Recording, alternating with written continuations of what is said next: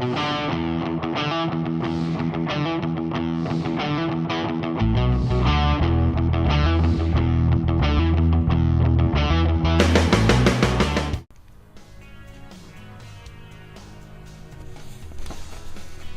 čia Virgis motociklų mokykla LT.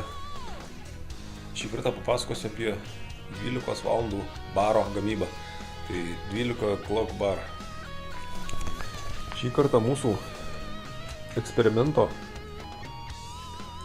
dalyvis ZX6R Kawasaki.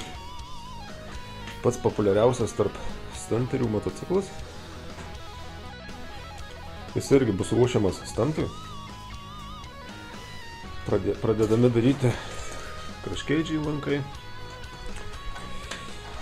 12 baras, jisai bus ovalus.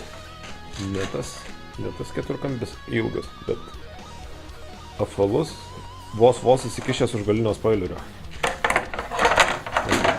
Yra galinis spoileris.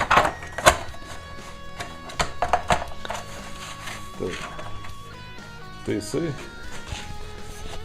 per šitą lempų skylę galinių turi būti išlindęs ir jisai turi būti kažkur tiek būti išlindęs. Tai taip gražiai įsikomponuos į galinį spoilerį, bus šiek tiek išlindęs ir gan estetiškai atrodys, savo funkciją tikrai atliks. Na ką, galinio spoilerio dabar nereikia. Galinis baras, jisai tvirtinasi prie galinio rėmelio. Tai čia gręžimo skylės, vienoje kitoje pusėje prisitvirtina ir jau pagal konfiguraciją. Mums trukdo suvirinimo siūlė, tai mes ją nušlifuosim kitoje pusėje ir kitaip pačiai. Ką, pirmin. Taigi 12 baras kaip ir pritaikytas. Dabar reikės jį tik tai tvirčiau firinti. Ir aišku padaryti estetinį vaizdą, tai paruošti, nudažyti ir sutvirtinti. Štai kaip jisai atrodo. Iš galo.